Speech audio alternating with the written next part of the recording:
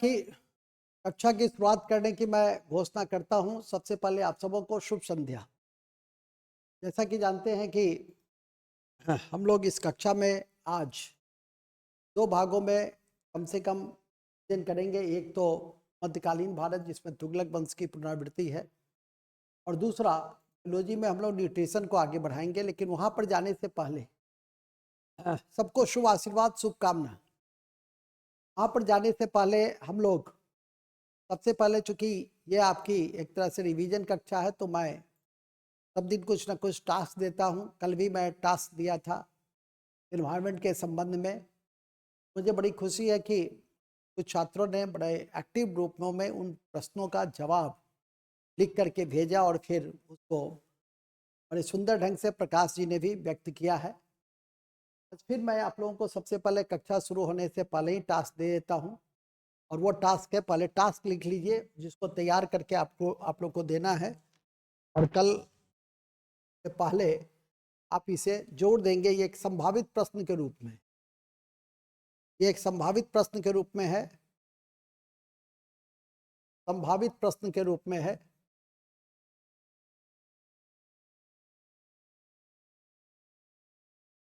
सबसे पहला, सागर क्या है? हाल ही में चर्चित सागर क्या है? दूसरा, जोरावर, चर्चित शब्द जोरावर क्या है? तीसरा, मित्र शक्ति, मित्र शक्ति का संबंध किससे संबंध है? ठीक है। चौथा, 43वां आसियान समिट, समिट कहाँ हुआ? पांचवा, भारत और यूए के बीच जो हाल ही में राष्ट्राध्यक्षों के स्तर पे बातचीत हुई, केंद्र बिंदु में क्या था? केंद्र बिंदु में कौन से बिंदु थे? उसी तरह से भारत और यूएसए के बीच। इसके बाद क्वाड घोषणा का मूल बिंदु क्या है? क्वाड घोषणा का मूल बिंदु क्या है? ठीक है, लिखे, फिर एक लिख देंगे। हरित नौका पहल के तहत देश का पहला स्वदेशी हाइड्रोजन ईंधन तेल फेरी का उद्घाटन कहाँ किया गया? देश का पहला, देश का पहला स्वदेशी, स्वदेशी हाइड्रोजन ईंधन, हाइड्रोजन ईंधन हब का उद्घाटन कहाँ हुआ? उद्घाटन, उद्घाटन कहाँ हुआ? ठीक है। आठवां, उसी कड़ी में आठवां में याद रखिएगा कि जयवान, ये जयवान एक डेबिट कार्ड है, और जिसमें भारत का बड़ा महत्वपूर्ण सहयोग रहा है। ये भारत का रुपे कार्ड अलायंस के तहत किस देश में इसे लागू किया गया? लिख देंगे, लिख रहे हैं ना? थोड़ा सा वो जलाइए, क्या नाम है, जलाइए नहीं, मतलब वीडियो खोलिए, वीडियो खोलिए श्रीमान, 5-7 लोग, जो पता चले कि एक्टिव मोड में है। ये लिखे, सूर्य शर्मा, राजीव जी लिखे, ये 9 बातें लिखे कि नहीं लिखे? खुश रहिए, खुश रहिए गरिमा। लिखे कि नहीं? प्रणाम पाती तो हो गया, वो तो इकट्ठे आशीर्वाद मैंने दे दिया। 2 लोग और खोलिए, चलिए ठीक, क्या लिखो? 10वां, 10वां लिखेंगे। अंतर्राष्ट्रीय एमी अवार्ड के तहत, अंतर्राष्ट्रीय एमी अवार्ड के तहत, अंतर्राष्ट्रीय एमी अवार्ड के तहत, एमी अवार्ड के तहत सर्वश्रेष्ठ अभिनेता का पुरस्कार किसे मिला? सर्वश्रेष्ठ अभिनेता का पुरस्कार किसे मिला? का पुरस्कार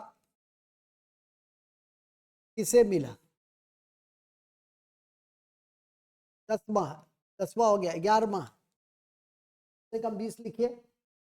11वां, 11वां लिखेंगे। कॉप, कॉप 27, 28 और 29 का आयोजन स्थल लिखना है। ठीक है। 12 कैडेट के क्रम में लिखेंगे। राष्ट्रीय मुद्रीकरण पाइपलाइन, राष्ट्रीय मुद्रीकरण पाइपलाइन, राष्ट्रीय मुद्रीकरण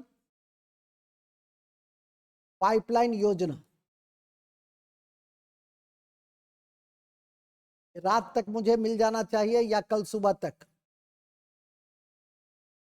13 विदेश व्यापार नीति, विदेश व्यापार नीति 2022 की मूलभूत बिंदु, की मुख्य बिंदु,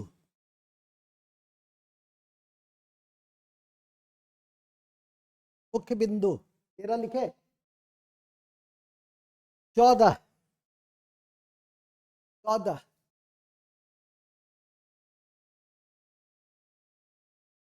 बुंदेला विद्रोह,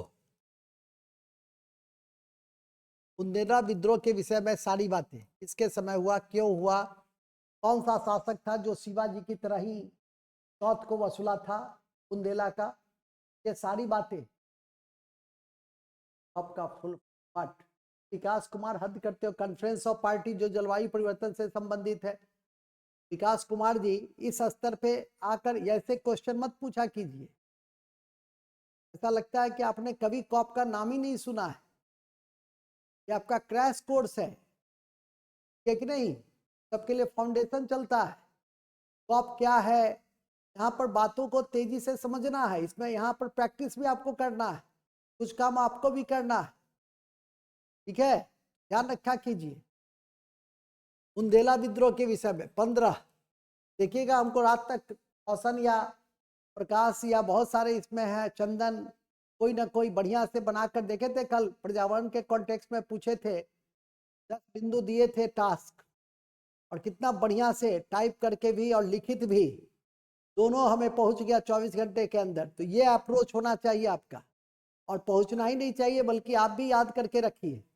आप लोग भी, ये नहीं कि कोई भेजेगा तो मैं कर लूंगा, तब तो फिर मजा नहीं आएगा और आपका फिर 2 महीने में विकास नहीं हो पाएगा। ठीक है कि नहीं? तो थोड़ा सा आपको तेजी से काम करने की जरूरत है। बुंदेला विद्रोह, शिवाजी का नौसैनिक अड्डा, शिवाजी का नौसैनिक अड्डा, नौसैनिक अड्डा। ठीक है। 16 है सद्र, सद्र की क्या भूमिका होती थी मुगल काल में। 17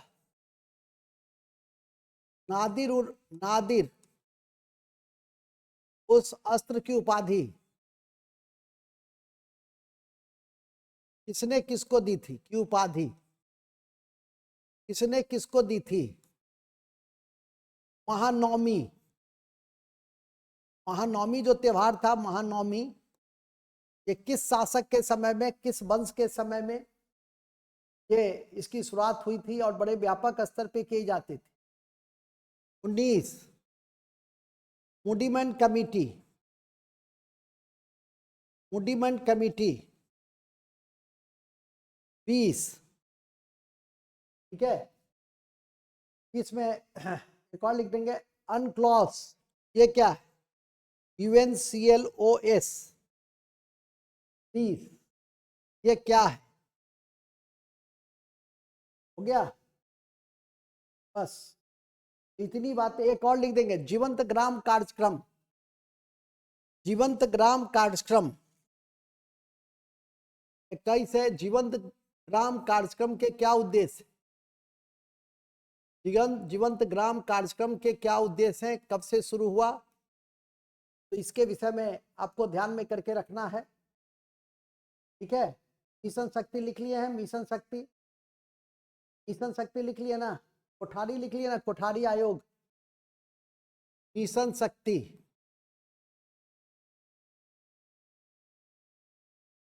मिशन शक्ति, कोठारी आयोग, कोठारी आयोग के मुख्य बिंदु। और 24 बजट 2024-25 के कर राजस्व के मुख्य बिंदु, कर राजस्व के मुख्य बिंदु,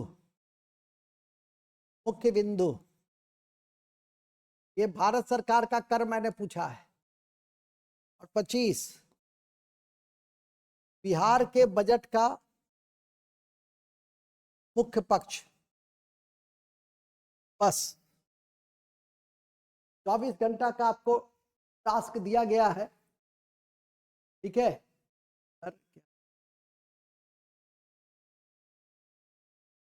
अरे वाह बहुत बढ़िया विकास जी, इतना बढ़िया चीज आप जानते हैं। और टॉप मेरे विषय मुझसे पूछ रहे थे, इतना 25 तथ्य मैंने दिया है आपको, तो कल 24 घंटे के अंदर मैं देखना चाहूंगा कि कौन सबसे पहले मुझे भेजता है।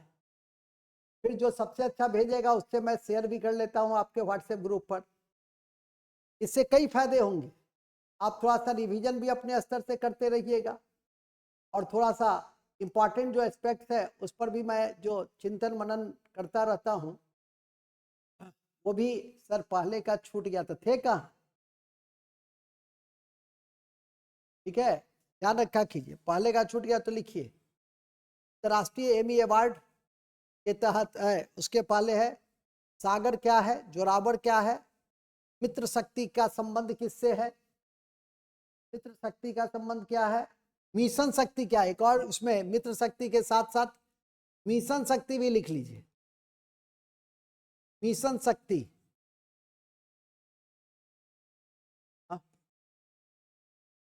क्या है, ठीक है, स्क्रीनशॉट ले लीजिए। ओके, तो करते हैं अब अपने मूल बिंदु पे आ जाते हैं। ये आपका होम टास्क है जो 24 घंटे में आपको पूरा करना है। ठीक है, 43वां आसियान समिट कब हुआ, भारत और यूएई के केंद्र बिंदु में क्या है, भारत यूएसए के केंद्र बिंदु में, परिचर्चा के केंद्र बिंदु में क्या था, क्वाड घोषणा का मूल बिंदु क्या है। इसके बाद एक और लिख देंगे यूक्रेन से, एक और लिख दीजिए, यूक्रेन किस किस देशों की सीमा से घिरा हुआ है, किन किन देशों, देश और सागर, महासागर इत्यादि, पर्वत इत्यादि से घिरा हुआ है, उसकी भौगोलिक पूरी अवस्थिति। इतना काम आप करके रखिएगा 24 घंटे के भीतर हो जाएगा ना। प्रॉमिस नहीं कर रहा है निवेश, निवेश जी आधा उदा नहीं कर रहे हैं आप लोग। पूजा हो जाएगा, ठीक है, सुमित कुमार ठीक, वेरी गुड। देखता हूं कि 24 घंटे के पहले कौन देता है। अब स्टार्ट करना चाहेंगे अपने मूल पक्ष से। हमारी आज की कक्षा का सेंट्रल थीम है तुगलक वंश। तो तुगलक वंश से आरंभ करेंगे, एकदम एक एक करके आज तुगलक वंश को पूरा करेंगे। और साथ ही जब तुगलक वंश की समाप्ति होगी तो मेरे द्वारा बिहार में जो गुलाम वंश और खिलजी वंश और तुगलक वंश के समय जो बिहार की राजनीतिक परिस्थितियां थी, या इन शासकों के द्वारा जो बिहार पर नीति अपनाई गई, सबकी व्याख्या नट सेल में इस कक्षा में करके अपनी वाणी को विराम दूंगा, क्योंकि मैं पहले ही कहा हूं कि इस कक्षा का मूल है इतिहास, बिहार विशेष, करेंट अफेयर्स और विज्ञान। हालांकि ज्योग्राफी के भी कई पक्ष को कवरेज कर रहा हूं। आपने देखा होगा कि 2 दिन में के झा सर ने 2-3 क्लास में विश्व के भूगोल, एशिया और यूरोप का अध्ययन कराया है। थोड़ा सा खुद के स्तर से भी देखते रहिएगा, क्योंकि विश्व का भूगोल से 4-5 क्वेश्चंस आपके पूछने की संभावना है। इस तरह से आप कक्षा के पॉजिटिव एस्पेक्ट्स को आप लेंगे और आगे बढ़ेंगे। तो मैं कक्षा की आगाज करने की घोषणा करता हूं। मेरी पहली भाग इतिहास से संबंधित है, जो तुगलक वंश से सीधे तौर पे जुड़ी हुई है। आपको याद होगा कि खिलजी के बाद तुगलक वंश आया था भारत में, और तुगलक वंश का जो इतिहास है कि जो काल अवधि है वो 1320 से लेकर और 1414 तक। तो यदि आप संपूर्णता से देखिएगा तो लगभग 93 साल तुगलक वंश भारत में रहा, जिसके 3 महत्वपूर्ण शासक थे, गाजी मल्लिक, मोहम्मद बिन तुगलक और फिरोज शाह तुगलक। हम लोग तीनों को एक एक करके स्पर्श करेंगे और आगे बढ़ेंगे। तो शुरुआत करते हैं।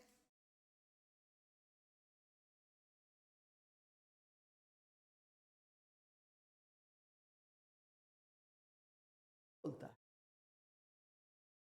तो अकल नहीं है, काम है, चुप करो। ठीक है, तो इस 3 शासकों को हम लोग मूलतः देखेंगे। समझो तो 2 ही शासक, परीक्षा की दृष्टि से 2 ही शासक महत्वपूर्ण है, एक मोहम्मद बिन तुगलक और एक हमारे फिरोज तुगलक। ध्यान रखिएगा कि हम लोग इस 2 को बढ़िया से एकदम एक एक बात आज ही ऐसा रिवीजन कीजिए कि फिर परीक्षा के समय 2-4 दिन पहले ही रिवीजन की जरूरत पड़े, क्योंकि बहुत सारे चैप्टर हैं। आप सभी चैप्टर को सभी दिन कवरेज नहीं कर सकते, रिवीजन नहीं कर सकते। तो आरंभ करना चाहेंगे हम लोग गयासुद्दीन तुगलक से।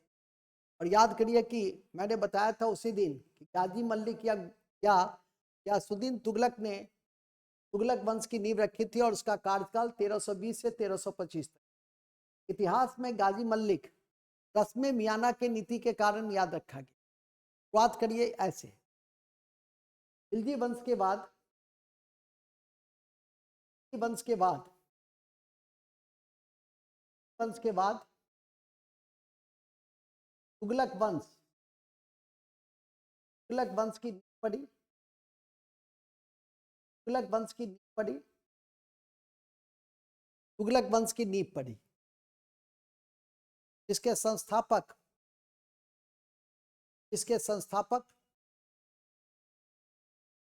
इसके संस्थापक गाजी मल्लिक या गयासुद्दीन तुगलक थे। गाजी मल्लिक या गयासुद्दीन तुगलक थे। गाजी मल्लिक या गयासुद्दीन तुगलक थे। ठीक है, याद रखिए। इतिहास में गाजी मल्लिक निम्नलिखित कारणों से याद रखा जाता है। इतिहास में गाजी मल्लिक निम्नलिखित कारणों से याद रखा जाता है। इतिहास में गाजी मल्लिक निम्नलिखित कारणों से याद रखा जाता है। निम्नलिखित कारणों से याद रखा जाता है। पहला पहला पहला रस्म मियाना की नीति को अपनाया। रस्म मियाना के नीति को अपनाया, इसका अर्थ होता है कठोरता और नरमी के बीच का रास्ता आर्थिक पक्ष में अपनाया। रस्म मियाना की नीति को अपनाया, अर्थ कठोरता और नरमी, अर्थात कठोरता और नरमी के पक्ष को आर्थिक क्षेत्र में अपनाया।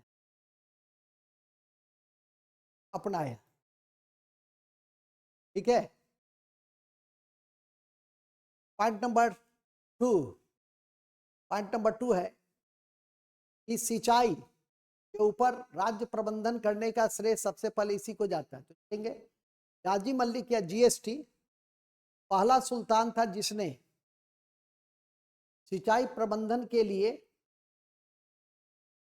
नहर के निर्माण पे बल दिया। सिंचाई प्रबंधन के लिए नहर के निर्माण पे बल दिया। बल दिया। दो महत्वपूर्ण बिंदु। और तीसरा बिंदु है कि भू राजस्व का निर्धारण बटाई के आधार पर किया। लिखेंगे भू राजस्व का निर्धारण,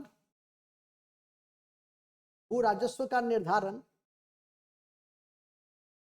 भू राजस्व का निर्धारण बटाई के आधार पर किया। भू राजस्व का निर्धारण है, भू राजस्व का निर्धारण, भू राजस्व का निर्धारण बटाई के आधार पर किया। चौथा, निजामुद्दीन औलिया को, निजामुद्दीन औलिया को पूर्व के शासक के द्वारा दिए गए, पूर्व के शासक के द्वारा दिए गए धन वापसी निर्देश दिया। निजामुद्दीन औलिया को पूर्व के शासकों के द्वारा दी गई धन राशि की के लिए वापसी, धन राशि वापसी के लिए निर्देश दिया, निर्देश दिया, जिसका औलिया ने, जिसका औलिया ने अवहेलना की और कहा कि हुनूज दिल्ली दूरस्थ, जिसका कि औलिया ने अवहेलना की और कहा कि हुनूज दिल्ली दूर अस्तो, हुनूज दिल्ली दूर अस्तो, हुनूज दिल्ली दूर अस्तो। ठीक है, एक और बिंदु लिखना चाहेंगे। तुगलक ने तुगलकाबाद नामक एक नए नगर की नींव रखी। ये सब आपको सुमेलित करने में दे सकता है। तुगलक ने, जीएसटी ने तुगलकाबाद नामक नए नगर की नींव रखी, नए नगर की नींव रखी, नए नगर की नींव रखी। ठीक है, इसके अलावा वहां पर ये भी लिख सकते हैं आप कि रोमन शैली में, इस नगर में रोमन शैली में 56 कोट दुर्ग का निर्माण किया, 56 कोट दुर्ग का निर्माण किया, 56 कोट दुर्ग का निर्माण किया, जिसकी तस्वीर अभी आप लोगों ने देखा था। ये यही 56 कोट दुर्ग है, ध्यान रखिए। 56 कोट दुर्ग का निर्माण किया, 56 कोट दुर्ग का निर्माण किया, 56 कोट दुर्ग का निर्माण किया। ठीक है, लास्ट की कड़ी में जीएसटी ने अकाल संहिता बनाया और ऐसा करने वाला वो पहला सुल्तान था। जीएसटी ने अकाल संहिता बनाया और ऐसा करने वाला वो पहला सुल्तान था। साथ ही नेक्स्ट पॉइंट, साथ ही डाक विभाग की स्थापना करने वाला भी वो पहला सुल्तान था। ठीक है, साथ ही डाक विभाग,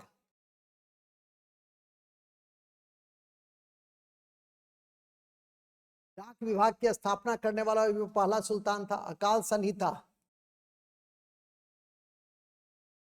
अकाल संहिता लागू करने वाला भी पहला सुल्तान था। नहर, नहर का निर्माण करने वाला भी वो पहला सुल्तान था। तो इस तरह से वह इतिहास में पहले सुल्तान के रूप में जाना गया। किस तरह का अकाल संहिता को उसने कंस्ट्रक्शन दिया, बनवाया, डाक विभाग की स्थापना की, नहर का निर्माण के द्वारा सिंचाई प्रबंधन पे बल दिया, रस्म मियाना की नीति पर काम किया, पटाई, भू राजस्व का आधार पटाई को रखा। इसके बाद 56 कोट एक तुगलकाबाद बनाया, उसमें 56 कोट दुर्ग बनाया जो रोमन शैली में था।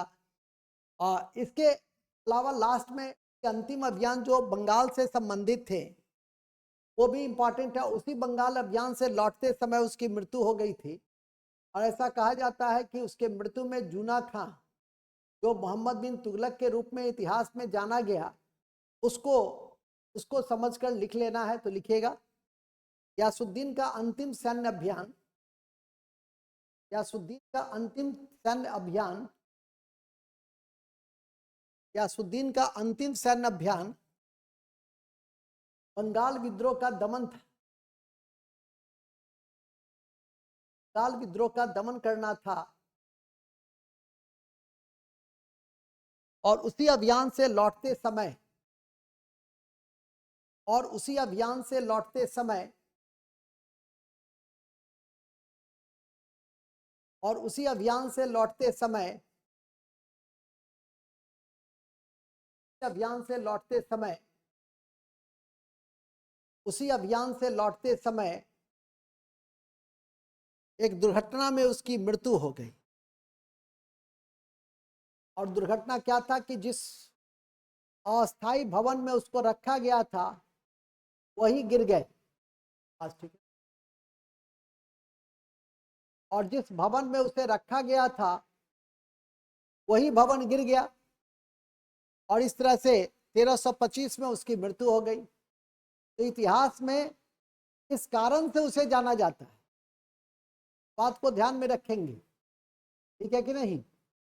तो ये इंपॉर्टेंट है तथ्यों के दृष्टि। अब इसका क्वेश्चन फ्रेम कर लीजिए। जितने बातें आपको बताए हैं वो सब क्वेश्चन में कई रूपों में आ सकते हैं। हम लोग का आपके लक्ष्य का क्रैश कोर्स वो 5000, 2000, 4000 क्वेश्चन के लिए नहीं चल रहा है, ठीक है कि नहीं। सभी जगह क्रैश कोर्स में क्वेश्चन कराए जा रहे हैं।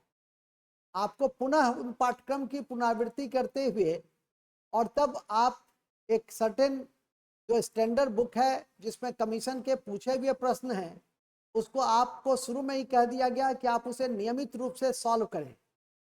साथ ही समय समय पर आपकी 150 क्वेश्चंस की भी जांच परीक्षा संभव है तो रविवार को आपका पुनः लिया जाएगा, तो ध्यान रखिएगा। फिलहाल तो आप यह ध्यान रखिए कि गयासुद्दीन तुगलक समाप्त हो गए और मैं रोज आपसे ही काम करवाना चाह रहा हूँ। अभी भी मैंने 20-25 ऐसे तथ्य दिए हैं कि जब आप पढ़ेंगे तो 20-25 कहीं ना कहीं अन्य संदर्भ को भी आप लपेट लेंगे। अब जब शिवाजी के नौसैनिक अड्डे को खोजेंगे तो थोड़ा शिवाजी को भी आप रिवीजन कर लेंगे। जब बुंदेला विद्रोह के ऊपर आप ध्यान आकृष्ट आप करेंगे और कॉपी में लिखेंगे, जैसे कल लिख करके या आज प्रकाश जी भेजे, कल रोशन जी भेजे, तो आप औरंगजेब को भी देख लेंगे। तो इस तरह से कई संदर्भ एक साथ कवरेज हो जाएंगे। उम्मीद करता हूं कि आप लोग बड़ी मेहनत करेंगे, ठीक है, क्योंकि यही 2 महीना है कि जिसमें आप, अब तो 2 महीना भी नहीं शेष बचा। इस 2 महीने के बाद तो आपका, अब तो 2 महीने से भी कम बचा, उल्टी गिनती शुरू हो गई। रोशन चौधरी जी कह रहे हैं जरूर सर, और आप मेहनत करते हैं।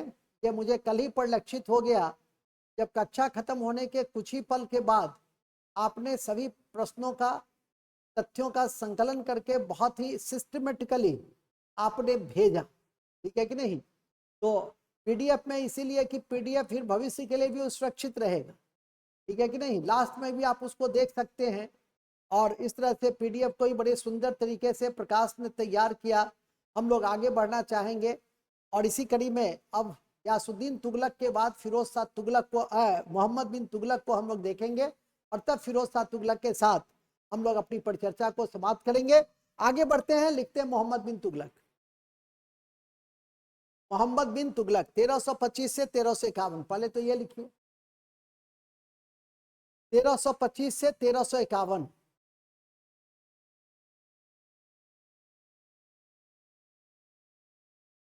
ठीक है, चलिए।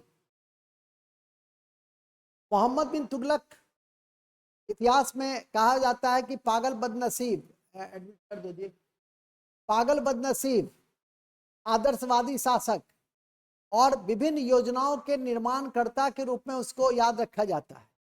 साथ ही एमबीटी वो पहला ऐसा सुल्तान था जिसने सती प्रथा पर बैंड लगाने का पूर्ण प्रयास किया और इतिहास में उसकी जो योजनाएं थी, चाहे वो टोकन करेंसी की योजना थी या कैपिटल ट्रांसफर की योजना थी या भूमि कर में इजाफे की योजना थी, 50% अलाउद्दीन खिलजी के बाद 50% लेने की घोषणा की, या उसका मिडिल एशिया पॉलिसी था जिसमें उसने सेना के निर्माण पे बल दिया, लेकिन जब अभियान समाप्त हो गया, मध्य एशिया में जब राजनीतिक रिक्तता समाप्त हो गई, तब उसको वो भरने चला, वो भी ऐसे मौसम में जो मध्य एशिया में ठंडा अधिक होता है, तो भारतीय सैनिक जलवायु दृष्टि से अनुकूल नहीं हो सके और उसे उस नीति को वापस लेना पड़ा। तो ये सारी योजनाएं के कारण हम जानते हैं। इसके अलावा उसके कई सुधारवादी उपाय थे, और ये सुधारवादी उपाय के कड़ी में कृषि विभाग की स्थापना, जो दीवाने कोही के रूप में जाना गया, वो काफी इंपॉर्टेंट है।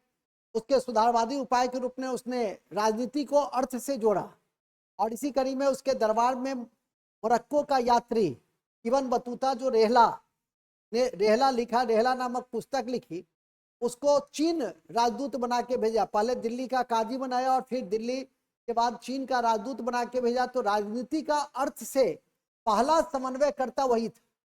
और इंडिया में जो फर्स्ट सेकुलर रूलर के रूप में यदि किसी की गिनती होती है, उसमें भी मोहम्मद बिन तुगलक अग्रणी था। न केवल वह इस्लाम धर्म का पालन करता था, बल्कि हिंदुओं के पर्व त्योहार में भी उसने बढ़ चढ़ के हिस्सा लिया। होली हो या दिवाली हो, इन सब में। और साथ ही सुधारवादी में एक बिंदु और याद किया कि उसने अपने कार्मिक नीति में योग्यता को प्रश्रय दिया। तो ऐसा करने वाला वो इतिहास का एक अनुपम शासक था, जिसके विषय में अब आपको जानकारी मौखिक के बाद लिखित रूप से दी जा रही है। स्टार्ट करेंगे, लिखेंगे। इतिहास में पागल बदनसीब आदर्शवादी विभिन्न योजनाओं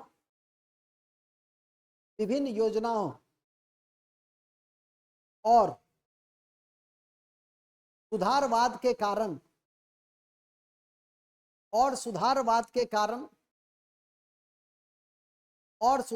के कारण इतिहास में याद रखा जाता है। इतिहास में याद रखा जाता है। इतिहास में याद रखा जाता है।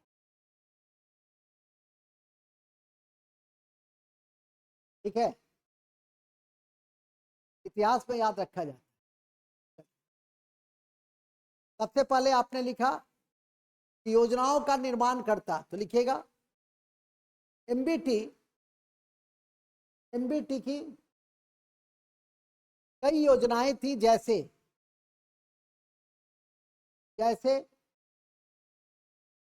दिल्ली से दौलताबाद या देवगिरी राजधानी परिवर्तन। दिल्ली से दौलताबाद या देवगिरी राजधानी परिवर्तन,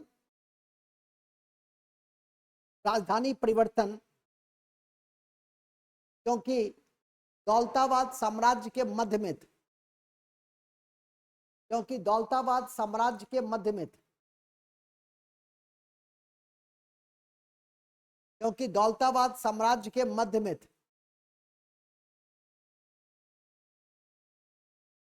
क्योंकि दौलताबाद साम्राज्य के मध्य में था। ठीक है। पॉइंट नंबर 2, उन्होंने तांबे की प्रतीक मुद्रा चलाई। उन्होंने तांबे की प्रतीक मुद्रा चलाई।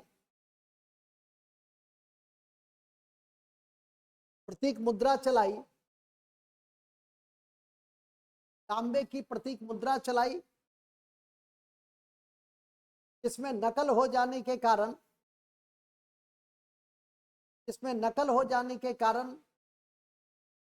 असफल हो गया। इसका नकल हो जाने के कारण असफल हो गया। हर घर टकसाल बन गया। बर्नी के शब्दों में, हर घर टकसाल बन गया।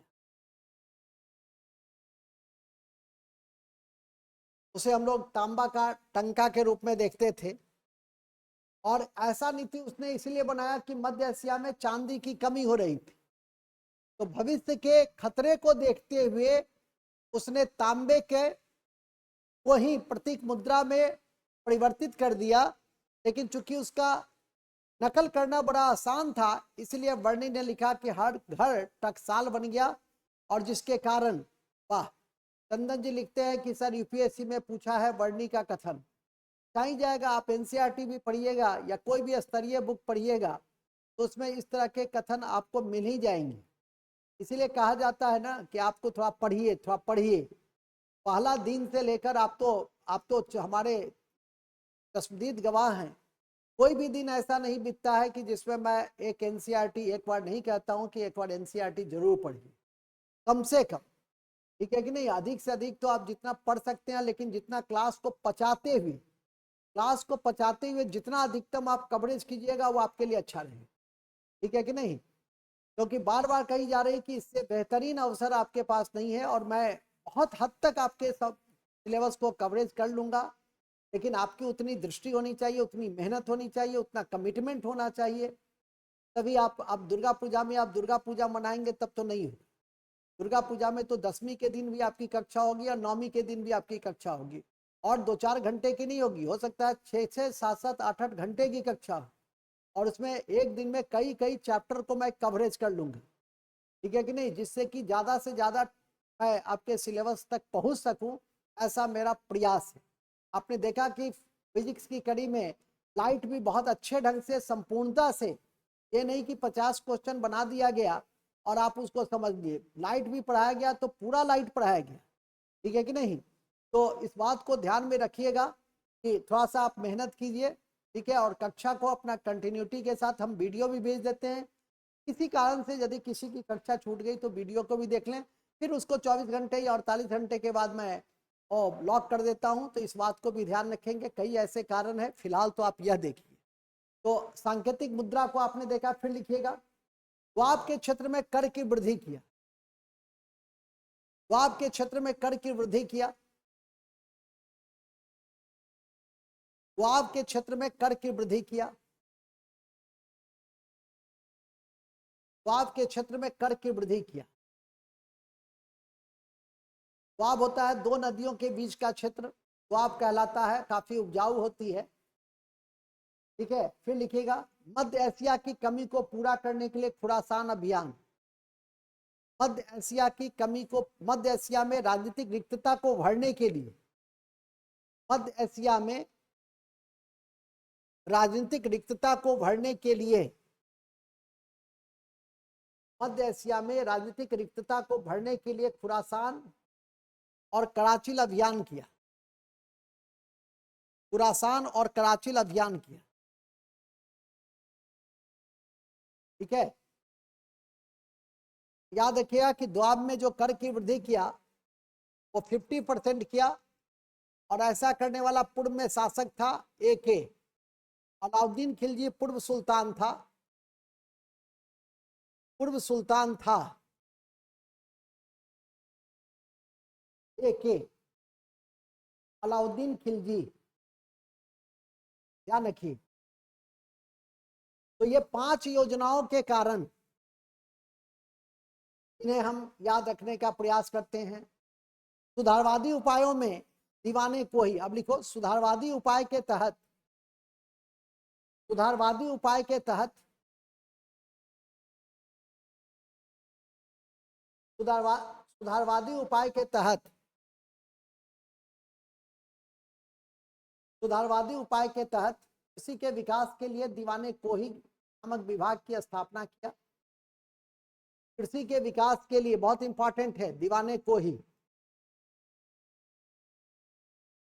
दीवाने कोही नामक विभाग की स्थापना की, जिसका प्रधान अमीरे कोही था। ठीक है? दीवाने कोही नामक विभाग की स्थापना की।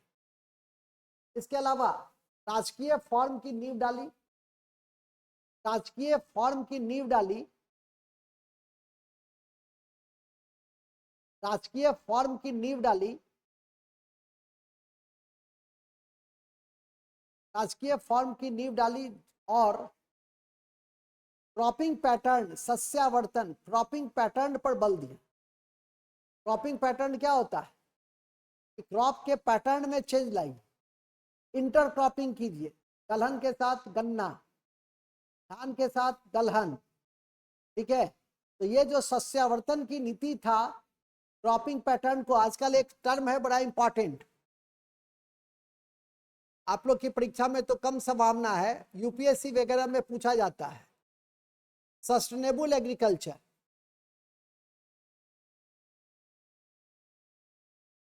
सस्टेनेबल एग्रीकल्चर, जिसको हम लोग हिंदी में कहते हैं सतत कृषि, ये क्या है?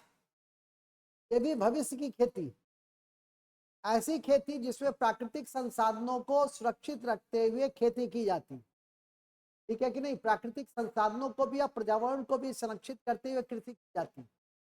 आपकी परीक्षा में तो ये पूछेगा नहीं, पूछेगा सतत कृषि में क्या टूल्स अपनाए जाते हैं।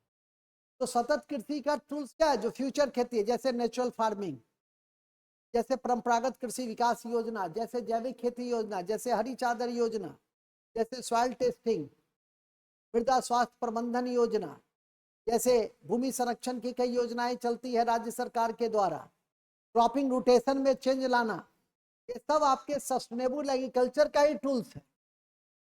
ये पहले तो ये है कि एनवायरमेंट के साथ मिला साथ चलकर कृषि करना। लेकिन आप कमीशन की तैयारी कर रहे हैं, डिफिनीशन से सिर्फ काम नहीं चलता, इसके टूल्स पे भी ध्यान रखना है कि क्या टूल्स अपनाए जाते हैं। टूल्स क्या है? तो सरकार की फ्यूचर प्लानिंग की योजना है, नेचुरल खेती फ्यूचर प्लानिंग की योजना है, परंपरागत विकास कृषि योजना जो है फ्यूचर प्लानिंग है। अभी नमामि गंगे योजना राज्य सरकार चला रही है और जैविक कॉरिडोर चला रही है। 13 डिस्ट्रिक्ट में जैविक कॉरिडोर चल रहे हैं और नमामि गंगे 12 जिले में, परंपरागत कृषि विकास योजना 11 जिले में। तो ये जो आपके चल रहे हैं ये क्या है? फ्यूचर एग्रीकल्चर है। आपके जल छाजन की योजना चल रही है, भूमि संरक्षण की योजनाएं चल रही हैं, मृदा स्वास्थ्य प्रबंधन योजना 2015 से केंद्र सरकार ने चलाया, ठीक है कि नहीं? पर ड्रॉप मोर क्रॉप योजना चल रही है। मैंने कैसे हम जल को भी संरक्षित रखें, सॉइल को भी संरक्षित रखें। तो ये सारे टूल्स जो अपनाए जाते हैं उसी को हम लोग क्या कहते हैं? उसी को हम लोग सस्टेनेबल एग्रीकल्चर। समझो कि ये सस्टेनेबल एग्रीकल्चर का एक प्रारंभिक अवधारणा रोटेशन ऑफ क्रॉप, सस्यावर्तन, ये मोहम्मद बिन तुगलक उस समय लागू कर। जिस टोकन करेंसी पे हम लोग आज चल रहे हैं, जिस टोकन करेंसी पे हम लोग आज चल रहे हैं, वो 700 साल पहले टोकन करेंसी की शुरुआत कर दिया। तो आप खुद समझ सकते हैं कि मोहम्मद बिन तुगलक किस स्तर का, तब ने उसे कहा गया पागल, बदनसीब, आदर्शवादी, प्रतिभाओं का धनी। कोई भी ऐसा उस समय का चर्चित सब्जेक्ट नहीं था जिसका वो मास्टर नहीं था, ठीक है कि नहीं? वो अपने समय से बहुत आगे की ओर सोचता था, इसी कारण जनता उसकी योजनाओं को समझ नहीं पाया। लेकिन भविष्य में वो सारी योजनाएं जो उसने उस समय, आज देखो मध्य एशिया के साथ हमारे संबंध, भारत चाहता है कि मध्य एशिया के साथ हमारे संबंध बेहतर हो। मध्य एशिया के जो रिसोर्सेज है उसका भी उसको भी अपने यहाँ लाने के लिए वो मध्य एशिया के विभिन्न देशों के साथ अपना समझौता करता है, दौरा करता है, राजनीतिक निकटता स्थापित करने का प्रयास करता है। तो इतनी बड़ी बिंदु है जिसको आपको समझना है एमबीटी के कॉन्टेक्स्ट में। और इसी कड़ी में हम लोग सस्टेनेबल एग्रीकल्चर को देखें। इसी में एक पाल्मा कल्चर भी होता है, पाल्मा कल्चर। पाल्मा कल्चर,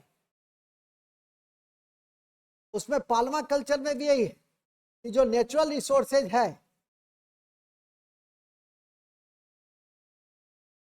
जो नेचुरल रिसोर्सेज है, ठीक है कि नहीं, उस नेचुरल रिसोर्सेज को ध्यान में रखते हुए आपको जो खेती की जाती है उसको हम लोग पाल्मा कल्चर करते हैं। तो सस्टेनेबल एग्रीकल्चर के टूल्स में PKVY, परंपरागत कृषि विकास योजना, जैविक योजना, नेचुरल एग्रीकल्चर, नेचुरल फार्मिंग, ठीक है। देखो कि हम लोग रासायनिक खाद का इतना प्रयोग किए कि सॉइल में माइक्रो ऑर्गेनिज्म समाप्त हो और हम लोग को गोबर देना पड़ा, ठीक है कि नहीं? रासायनिक खाद की जगह आज हम लोग कहते हैं गोबर डालिए, बर्मी पीट डालिए, केचुआ, ठीक है कि नहीं? तो नेचुरल खेती, बर्मी पीट मतलब केचुआ पालन, सूक्ष्म जीवाणु को ध्यान में रखते हुए जो खेती की जाती है, बीजामृत, निमास्त्र, ये सब आपके नेचुरल एग्रीकल्चर का टाइप उदाहरण है। ये सारी योजनाएं हमारी सस्टेनेबल एग्रीकल्चर से जुड़ी हुई है और मोहम्मद बिन तुगलक ने आज से 700 साल पहले इस तरह की नींव डाली। तो आप समझ जाइए कि कितने महत्वपूर्ण शासक थे। उदारवादी उपाय में उस समय का सबसे विद्वान रेहला का लेखक मोरक्को निवासी कौन थे?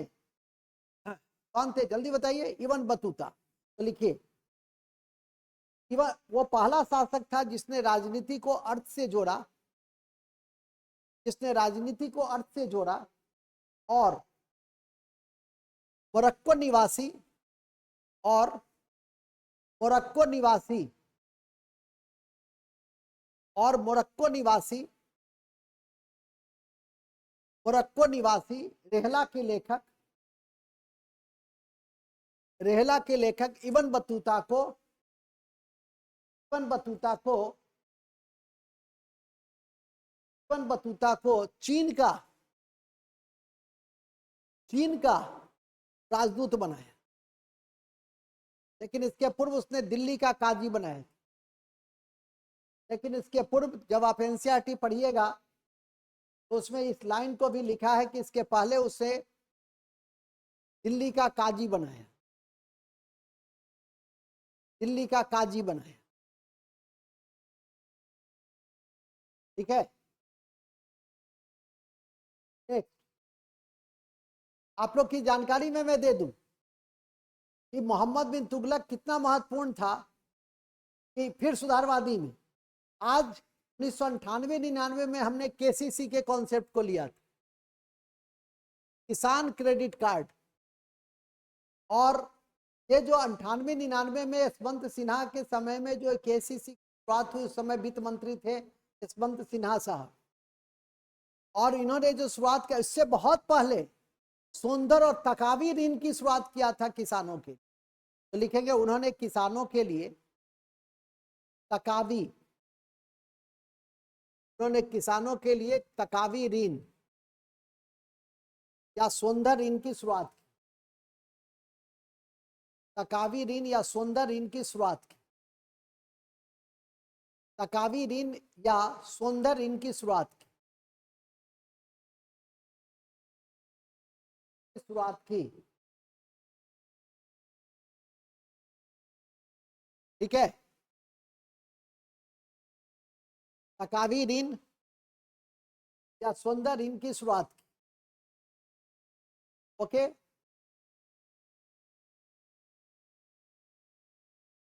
एक नोट में लिख देंगे, इब्न बतूता के अनुसार एमपीटी का साम्राज्य 23 प्रांतों में बटा था और 1333 ईस्वी में वो भारत आया था। नोट में लिख देंगे कि 1333 ईस्वी में इब्न बतूता भारत आया और उन्होंने कहा कि एमपीटी का साम्राज्य 23 प्रांतों में बटे हुए थे। 23 प्रांतों में बटे हुए थे।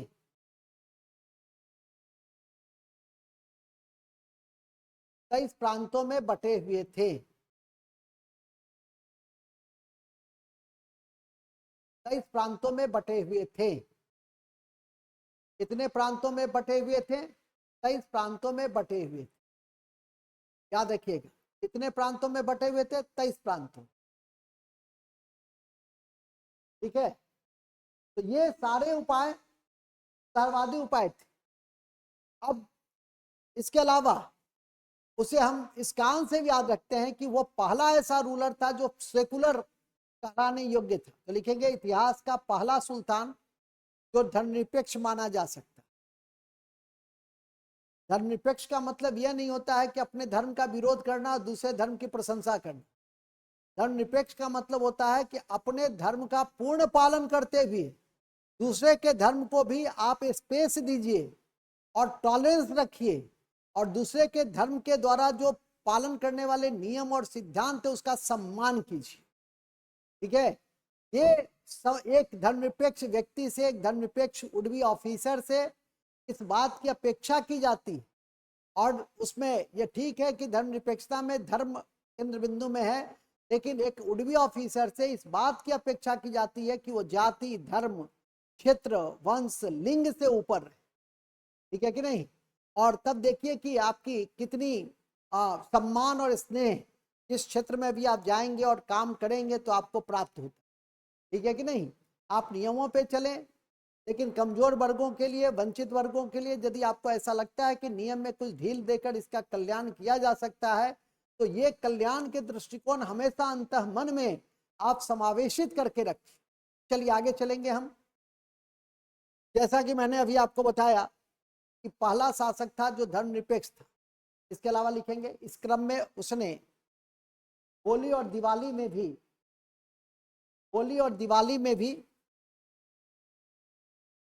हिस्सा लिया। होली और दिवाली में भी हिस्सा लिया।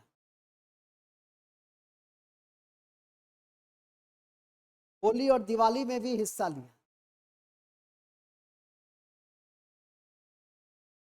एक और लिख देंगे सुधारवादी में छूट गया। हालांकि मैं चर्चा के क्रम में शुरू में कहा था कि सती प्रथा पर प्रतिबंध लगाने वाला पहला शासक, तो सुधारवादी जहां लिखे हैं सुधारवादी कदम, वहीं पे लिख देंगे, या कहीं भी लिख सकते हैं, नोट में ही लिख सकते हैं, जहां आपको सहूलियत हो रहा हो वहां पर लिख लीजिए। सुधारवादी में ही सती प्रथा पर प्रतिबंध लगाने वाला पहला सुल्तान था। सती प्रथा पर प्रतिबंध लगाने वाला पहला सुल्तान था। पहला सुल्तान था। ध्यान रखिएगा। देखिए कई लोग अभी एडमिट मांग रहे हैं, आप खुद समझिए, समय पे नहीं आइएगा, वहां कोई बैठा नहीं है जो आपको एडमिट करेगा। समय पे जुड़ जाइए, ठीक है। समय पे नहीं जुड़िएगा तो एडमिट नहीं किया जाएगा, छोड़ दो। हाँ, हाथ क्यों उठाए हैं? बोलो ना ऐसे ही हाथ के लिए सेंसिटिव मत। हो गया, बात आगे नहीं कर। कहा थे हम लोग? हम लोग बड़े अच्छे जगह पे थे। लिखेंगे वो पहला सुल्तान था जिसने सती प्रथा पे प्रतिबंध लगाया, और जैन संत जीन प्रभासूरी की सलाह पर और जैन संत जीन प्रभा के सलाह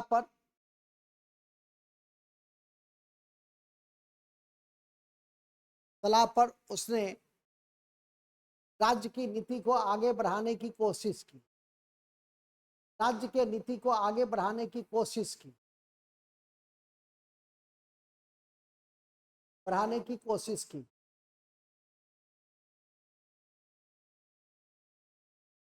पैराग्राफ चेंज। उसके समय में दक्कन में कई बार विद्रोह हुए। उसके समय में दक्कन में, दक्षिण क्षेत्र में कई बार विद्रोह हुए।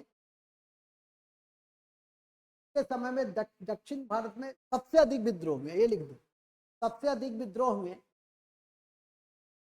और इसी कड़ी में 1336 में विजयनगर, और इसी कड़ी में 1336 में विजयनगर और 1347 में बहमनी वंश की नींव रखी। बहमनी वंश की नींव रखी। बहमनी वंश की नींव रखी। विजयनगर के विषय में तो आपको संक्षिप्त जानकारी मैं दूंगा। बहमनी का रिवीजन करना है पहले दिन के कमिटमेंट के अनुसार। रणनीति में मैंने सब कुछ स्पष्ट कर दिया था कि पहले आप क्या करें, मैं क्या करूं। मेरा 4 घंटे का क्या काम होगा, आपके 4 से 6 घंटे का क्या काम आप करेंगे। दोपहर के समय क्या करेंगे, रात के सोते समय क्या करेंगे, और बीच बीच में जो मैं होम टास्क दूं उसको, उस पर आप कितना तेजी से काम करें। ठीक है, रोना धोना नहीं है कि सर समय नहीं मिलता है, सर बहुत सारा हो गया, सर लोड हो गया, ये सब कुछ नहीं। यही जो प्रेशर रिलीफ कर लेता है। देखिए बांग्लादेश के साथ इंडिया का मैच 51 रन पे 5 विकेट, और जो प्रेशर रिलीज कर दिया, अश्विन ने शतक बनाया, मैन ऑफ द मैच हो गया। तो मैन ऑफ द मैच एक ही को मिलता है। तो जो प्रेशर को झेल लिया और बेहतर प्रदर्शन कर दिया, वही जीतेगा, ठीक है कि नहीं। पिच वही, गेंदबाज वही, और जबकि अश्विन बैट्समैन भी नहीं, फिर भी शतक बनाया। तो आपके पास जो क्षमता है उसका सर्वोत्तम प्रदर्शन कीजिए, इस बात की मैं हमेशा चर्चा करता हूं, ठीक है कि नहीं, कि आपके पास जो है उसको आप ये कभी मत सोचिए कि मैं कुछ नहीं, और ये भी कभी मत सोचिए कि मैं सब कुछ, लेकिन अपना बेस्ट देने का प्रयास अवश्य कीजिए।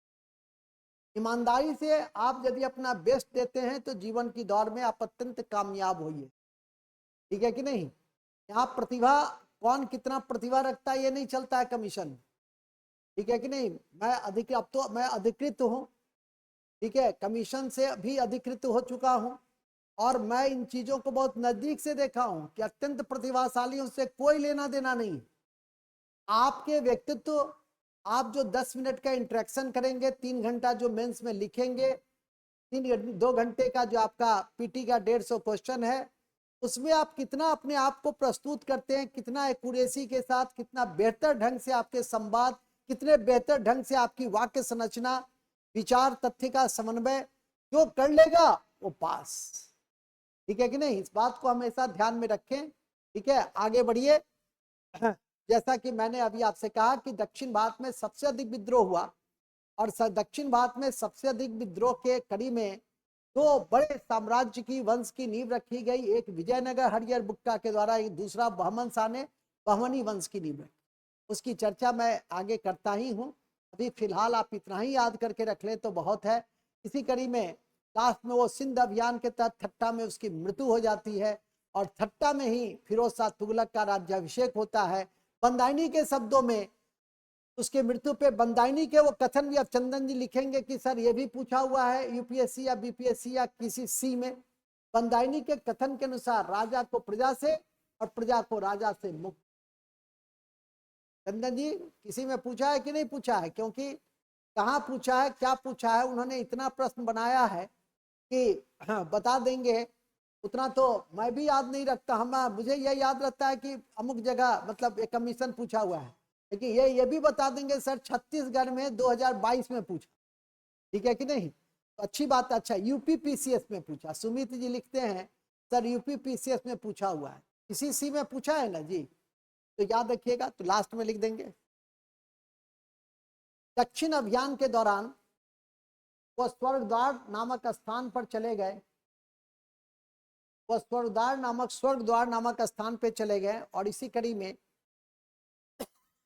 ठट्टा में उनकी मृत्यु हो गई, और इसी कड़ी में ठट्टा में उनकी मृत्यु हो गई, ठट्टा में उनकी मृत्यु हो गई, ठट्टा में उनकी मृत्यु हो गई। और उसी स्थान पर उनके उत्तराधिकारी, उसी स्थान पर उनके उत्तराधिकारी फिरोज शाह तुगलक की, उसी स्थान पर उनके उत्तराधिकारी फिरोज शाह तुगलक की, फिरोज शाह तुगलक की, फिरोज शाह तुगलक की राज्याभिषेक किया गया, फिरोज शाह तुगलक की राज्याभिषेक किया गया। वह पहला सुल्तान था, एफएसटी पहला सुल्तान था जिसका 2 बार राज्याभिषेक, एफएसटी पहला सुल्तान था जिसका 2 बार राज्याभिषेक हुआ,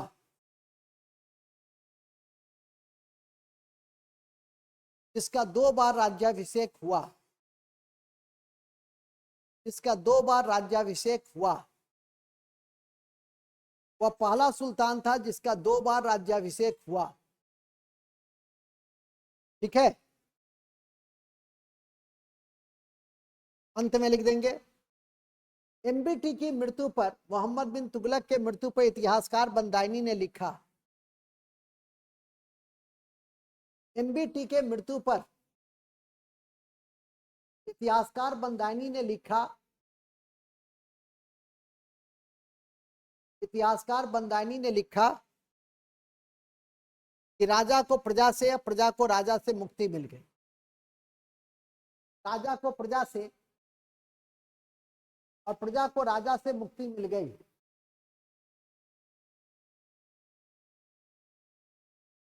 राजा को प्रजा से या प्रजा को राजा से मुक्ति मिल गई। और ये क्वेश्चन आईएएस की परीक्षा में भी 1998 में पूछा हुआ है। 1998, 99, 98 में जो परीक्षा हुई थी उसमें यह क्वेश्चन पूछे हुए हैं कि किस इतिहासकार ने यह कहा था कि लोगों का उस माने राजा से या राजा को प्रजा से, प्रजा को राजा से मुक्ति। ध्यान रखिएगा, बंदायनी ने कहा था। परीक्षा के दृष्टि से इसको याद रखिएगा, ये काफी महत्वपूर्ण है, जिस पर आपको दृष्टि रखना है। ठीक है, इन्हीं शब्दों के साथ हमारी मोहम्मद बिन तुगलक के कॉन्टेक्स्ट में परिचर्चा समाप्त होती और हम लोग आपको ले चलते हैं फिरोज शाह तुगलक की तरफ। अभी जस्ट आपने लिखा भी है कि फिरोज शाह तुगलक इतिहास का पहला शासक था जिसका ठट्टा में राज्याभिषेक के साथ 2 बार राज्याभिषेक किया गया। लेकिन इतिहासकार या इतिहास में हम फिरोज शाह तुगलक को क्यों याद रखें? तो पहले लिखो फिरोज शाह तुगलक 1351 से 88 तक, 1351 से 88 तक, 1351 से 88 तक, 1351 से 88 तक। सबसे पहले लिखिए फिरोज शाह तुगलक का राज्याभिषेक ठट्टा में हुआ। ठट्टा में हुआ। इस कड़ी में 2 बार राज्याभिषेक, इस कड़ी में 2 बार राज्याभिषेक, इस कड़ी में 2 बार राज्याभिषेक हुआ। इतिहास में उसे कश्मीर, उस इतिहास में उसे सल्तनत का अकबर कहा गया क्योंकि उसने विभिन्न सुधार और कल्याणकारी उपाय किए। इतिहास में उसे सल्तनत का अकबर कहा गया क्योंकि उसने कई सुधार और कल्याणकारी उपाय किए।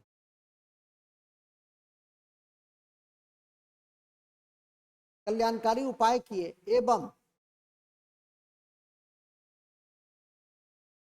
एवं एवं एवं एवं या एवं नहीं लिखिए, यद्यपि उसकी कुछ नीतियां, यद्यपि लिखिए, यद्यपि उसकी कुछ नीतियां विवाद के घेरे में रही, विशेषकर तुष्टीकरण की नीति विवाद के घेरे में रही, विशेषकर उसकी तुष्टीकरण की नीति, उसकी तुष्टीकरण की नीति।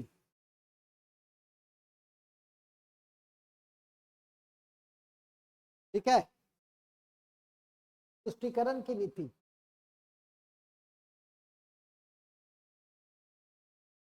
अब आ जाइए, अब क्या क्या किया एक एक करके हम लोग लिखेंगे। सुधार के तहत, सुधार के तहत 24 करोड़ को समाप्त करके 4 करोड़ को वसूलने का आदेश दिया। 24 करोड़ को समाप्त करके 4 कर को वसूलने का आदेश दिया।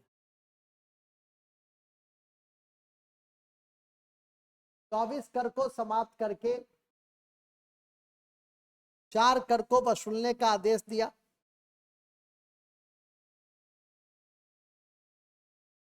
किराज, खुम्स, किराज, खुम्स, जजिया, जकात, किराज, खुम्स, जजिया, जकात,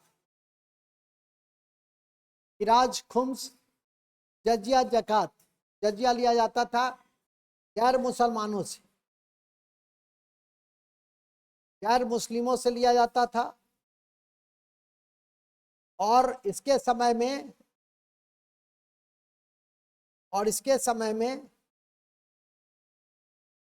ब्राह्मणों से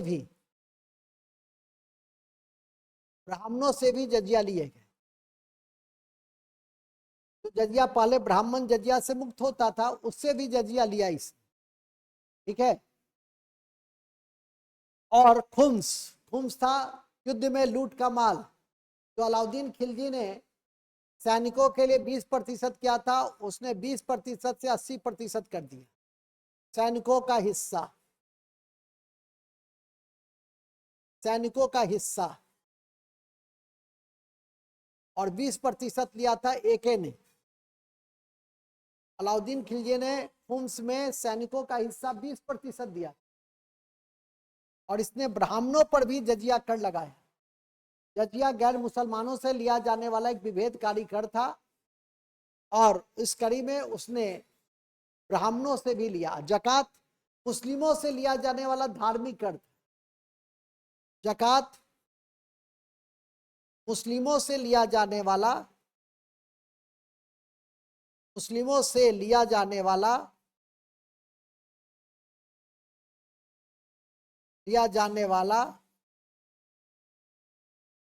धार्मिक कर था। खिराज था भू राजस्व और खिराज था भू राजस्व। ठीक है, खिराज था भू राजस्व। नेक्स्ट, फिरोज शाह तुगलक ने अपने साम्राज्य के राजस्व का निर्धारण किया। एफएसटी ने अपने साम्राज्य के राजस्व का निर्धारण किया। ऐसा करने वाला पहला शासक और 6.25 करोड़ राजस्व का निर्धारण किया। हेमासुद्दीन को राजस्व विभाग दिया था, तो लिखेंगे राजस्व का निर्धारण किया और हेमासुद्दीन को इसकी जिम्मेदारी दी। 7.25 करोड़ राजस्व का आकलन किया गया। 7.25 करोड़ राजस्व का आकलन किया गया।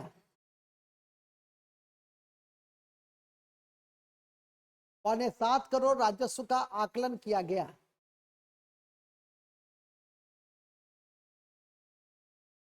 पौने 7 करोड़ राजस्व का आकलन किया गया।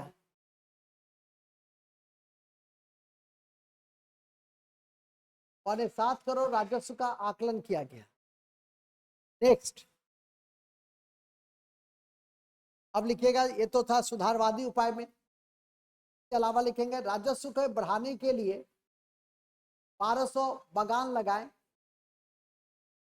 राजस्व को बढ़ाने के लिए 1200 बागान लगाएं।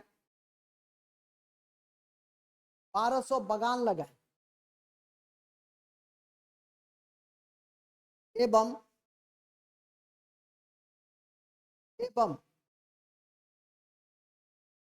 नहरों का व्यापक पैमाने पर निर्माण किया गया। नहरों का व्यापक रूप से निर्माण किया गया और सुर्स नामक कर लिए गए। और सुर्स नामक कर लिए गए। और सुर्स नामक कर लिए गए। और सुर्स नामक कर लिए गए। कौन कर लिया गया? सुर्स नामक कर लिए गए।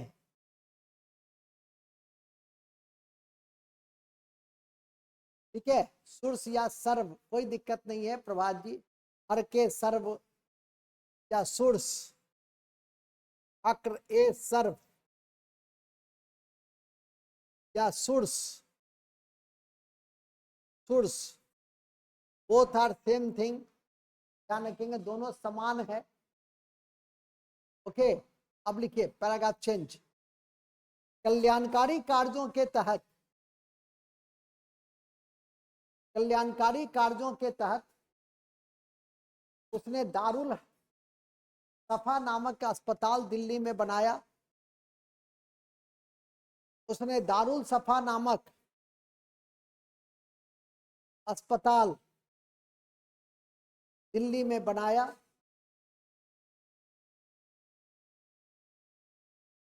जब ये अस्पताल बनाया तो कल्याणकारी काम। दीवाने खैरात नामक दान विभाग बनाया। दीवाने खैरात नामक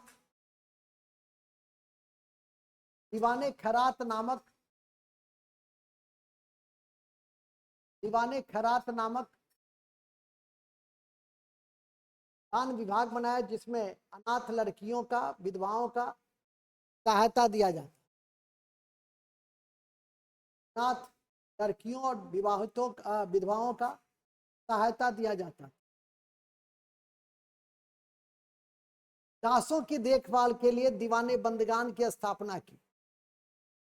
दासों के देखभाल करने के लिए दीवाने बंदगान की स्थापना की, जो काफी महत्वपूर्ण है। दीवाने बंदगान की स्थापना की,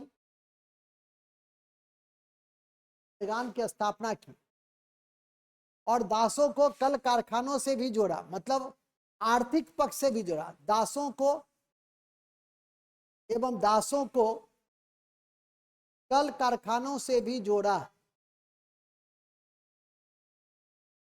कल कारखानों से भी जोड़ा।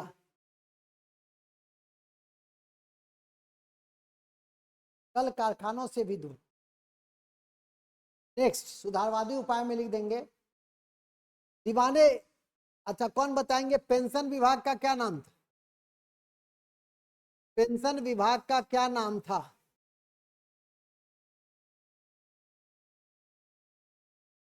दीवाने इस्तेहाक, वेरी गुड। लिखेंगे पेंशन विभाग दीवाने इस्तेहाक, इस्तेहाक की स्थापना किया। दीवाने इस्तेहाक की स्थापना किया। पेंशन विभाग दीवाने इस्तेहाक की स्थापना किया।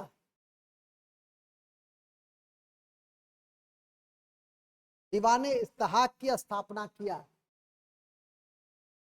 पेंशन विभाग दीवाने इस्तेहाक की स्थापना किया। साथ ही वह पहला शासक था, सुल्तान था, जिसने रोजगार विभाग खोला। रोजगार विभाग खोला।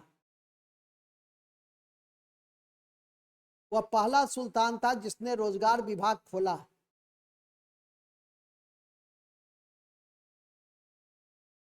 रोजगार विभाग खोला। ठीक है, इतना काम किया कल्याणकारी के कॉन्टेक्स्ट। अब लिखिए, इतिहास में सार्वजनिक विभाग का निर्माण की स्थापना की। इतिहास में उसे सार्वजनिक निर्माण विभाग के स्थापनाकर्ता के रूप में भी जाना गया। इतिहास में उसे सार्वजनिक निर्माण विभाग के स्थापनाकर्ता के रूप में भी जाना गया।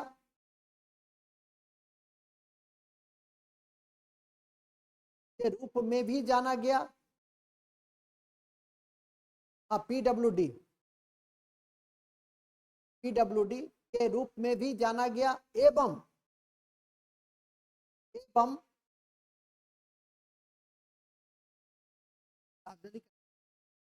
एवं इस कड़ी में नहर का निर्माण किया। हिसार, जौनपुर, फिरोजाबाद, कोटला जैसे नगरों को स्थापित किया। हिसार, हिसार, जौनपुर, हिसार, जौनपुर, फिरोजपुर, फिरोजाबाद, कोटला आदि नगरों की, आदि 300 नए नगर की स्थापना की। एवं 300 नए नगर की स्थापना की।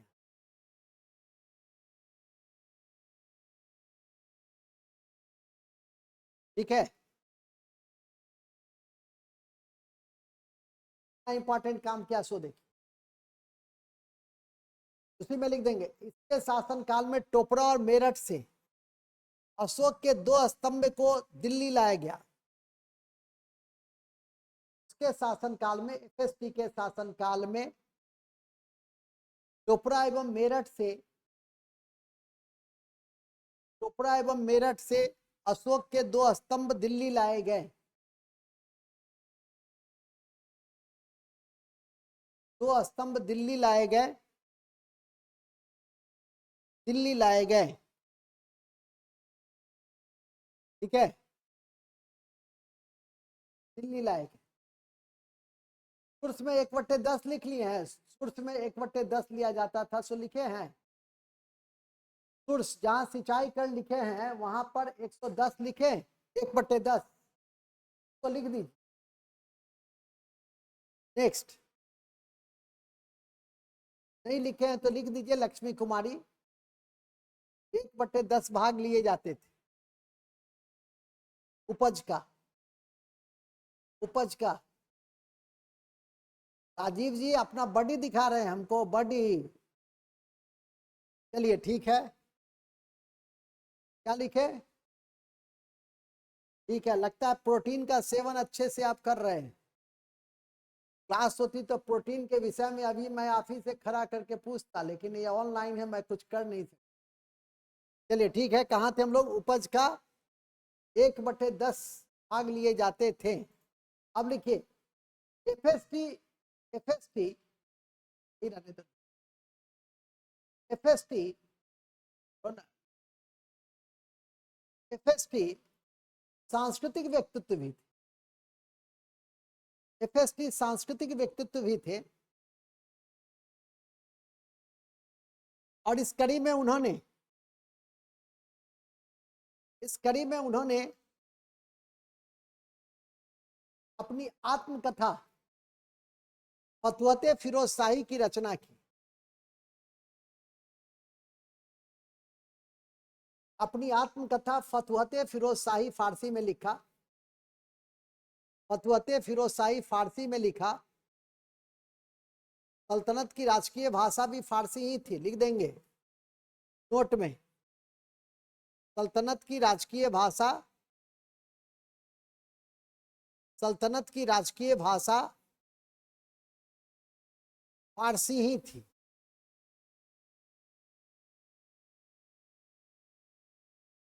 फारसी थी। फिर आगे लिखिएगा, यद्यपि बर्नी और शमसे सिराज हफीफ, बर्नी और हफीफ ने, बर्नी और हफीफ को उन्होंने संरक्षण दिया और तारीखे फिरोज शाही लिखी। यद्यपि बर्नी, पूरा नाम था जियाउद्दीन बर्नी और शमसे सिराज हफीफ। बर्नी और हफीफ ने, हफीफ को उन्होंने संरक्षण दिया, उन्होंने संरक्षण दिया, उन्होंने संरक्षण दिया, और इन्होंने तारीखे फिरोज शाही लिखी, और इन्होंने तारीखे फिरोज शाही लिखी, तारीखे फिरोज शाही लिखी, तारीखे फिरोज शाही लिखी। इन्होंने बर्नी और हफीफ ने। फिर लिखेगा, भूलेंगे नहीं। एफएसटी ने कोटला दुर्ग का निर्माण किया, सांस्कृतिक में कोटला दुर्ग का निर्माण किया, और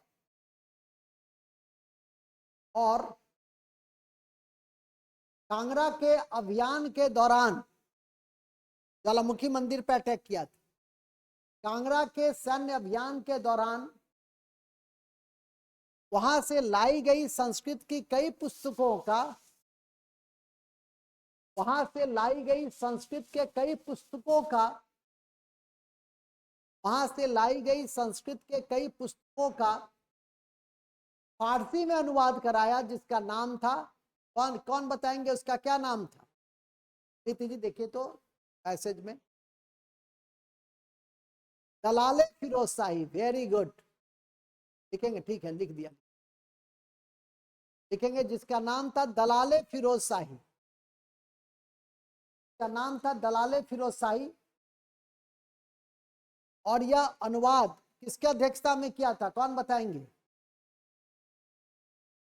किसके अध्यक्षता में यह अनुवाद विभाग का गठन किया गया था? इबाजुद्दीन खालिद के अध्यक्षता में, ब्रैकेट में लिख देंगे खालिद के अध्यक्षता में, इजाजुद्दीन खालिद के अध्यक्षता में, इजाजुद्दीन खालिद के अध्यक्षता में,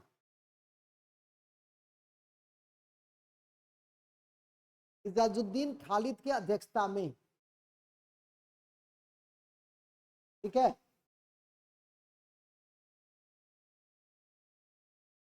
क्या अध्यक्षता में, ठीक है। नेक्स्ट,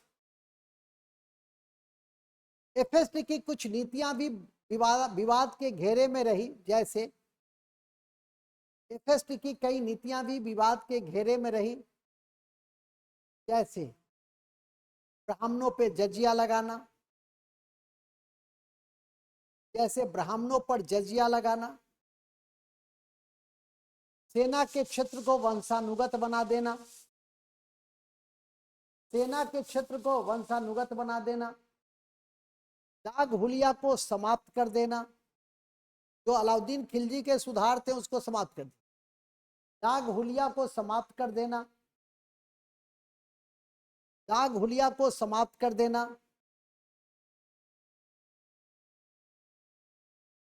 दाग हुलिया को समाप्त कर देना,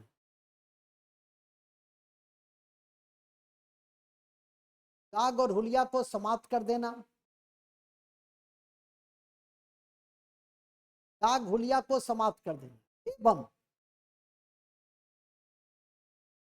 महिलाओं को मजार पे जाने की पाबंदी, महिलाओं को मजार पे जाने की पाबंदी, महिलाओं को मजार पे जाने की पाबंदी लगा दी, महिलाओं को मजार पे जाने की पाबंदी लगा दी।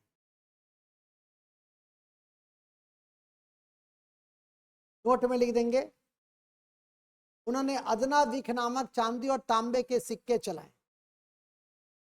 उन्होंने, एफएसटी ने, पानी देना एक गिलास, एफएसटी ने, नोट में लिख देना, एफएसटी ने अदना विख नामक, अदना विख नामक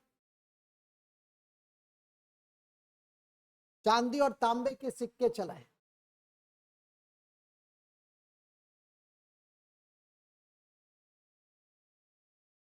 चांदी और सिक्के, चांदी और तांबे के सिक्के चलाए, चांदी और तांबे के सिक्के चलाए। किसने? एफएसटी ने। बस, तो इस तरह से, और 1388 में उनकी मृत्यु हो गई। इन सब कारणों से हम इतिहास में एफएसटी को याद रखते हैं। अब आप कमीशन के जो भी प्रश्न बनाएंगे आप बनाने की स्थिति में रहेंगे। आग्रह होगा कि एक बार थोड़ा एनसीईआरटी जरूर पढ़ ले, ठीक है, अच्छे से पढ़ लें, तो कॉन्फिडेंस आपका ऐसे ही बढ़ जाएगा। क्योंकि आपकी स्ट्रेटजी का एक महत्वपूर्ण हिस्सा आपकी हिस्ट्री है, जिसमें आप 35 क्वेश्चन जो करीब रहता है, या 2 क्वेश्चन इक्के दुक्के को छोड़कर अधिकतम आप सॉल्व कीजिएगा, तो 95 नंबर के आसपास जो सिलेक्शन होगा वो आपको बड़ी आसानी से उस मंजिल को, 1/3 मंजिल को अचीव करने में आपको कठिनाई नहीं होगी। तब इतिहास पढ़कर आप 1/3 मंजिल को अचीव कर रहे हैं। थोड़ा सा मेहनत करने की जरूरत है, और मेहनत कीजिए, क्योंकि समय है मेहनत करने का। इस युवा अवस्था में नहीं मेहनत करेंगे तो किस अवस्था, ठीक है। तो ध्यान रखिए। इसी क्रम में हम लोग अब लास्ट शासक है नसरुद्दीन महमूद, उसको देखना चाहेंगे। अंतिम तुगलक शासक नसरुद्दीन महमूद थे, जिनका शासन दिल्ली से पालम तक, जिनका शासन, अंतिम तुगलक शासक नसरुद्दीन महमूद थे, जिनका शासन दिल्ली से पालम तक था।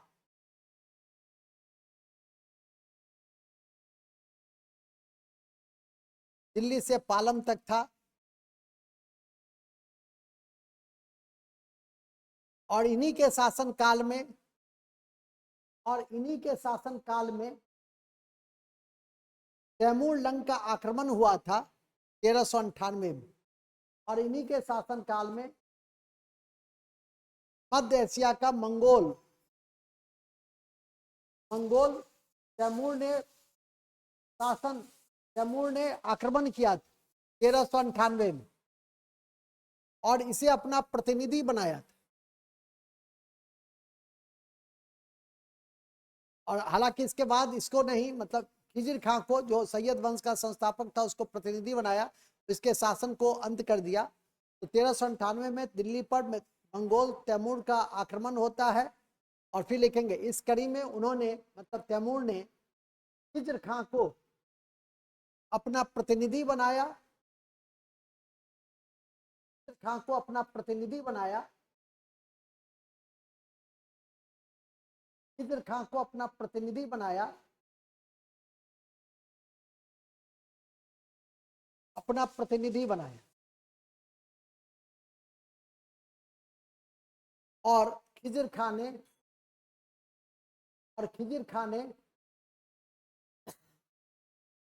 तैमूर के पुत्र शाहरुख के प्रतिनिधि के रूप में काम करते हुए सैयद वंश की,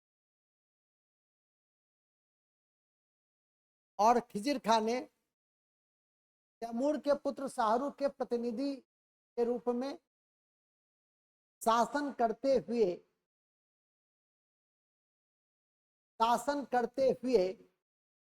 सैयद वंश की नींव डाली, जो 1414 से लेकर 1451 तक था।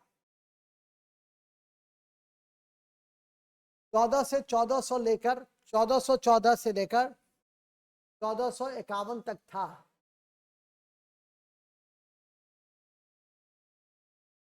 तक था, ठीक है, 1451 तक था। इन्हीं शब्दों के साथ हम आज तुगलक वंश की समाप्ति की मैं घोषणा करता हूं, और आशा करता हूं कि आपको तुगलक वंश का एक बार रिवाइज कर लिया तो शायद तथ्य स्मरण में आ जाएंगे। हमारी अगली कक्षा इतिहास की जब होगी तो सैयद वंश, लोधी वंश का दृष्टांत देते हुए, ठीक है, दृष्टांत, हाँ पहला सिया वंश भी था, दृष्टांत देते हुए और दिल्ली सल्तनत के प्रशासन, सांस्कृतिक उपलब्धियों की जानकारी मैं अगली कक्षा में देते हुए पूरी दिल्ली सल्तनत को मैं समाप्त कर दूंगा।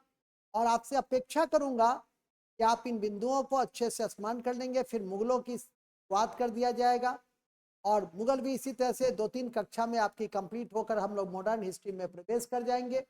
और मॉडर्न हिस्ट्री 15-16 कक्षा में जब कंप्लीट हो जाएगी अगले महीने के 15 अक्टूबर तक, उससे बहुत पहले समाप्त हो जाएगी, चूंकि दुर्गा पूजा में आपकी कक्षा मैराथन कक्षा चलेगी, और इस तरह से आप आगे बढ़ते जाएंगे। मैं 5 मिनट का ब्रेक लेना चाहूँ।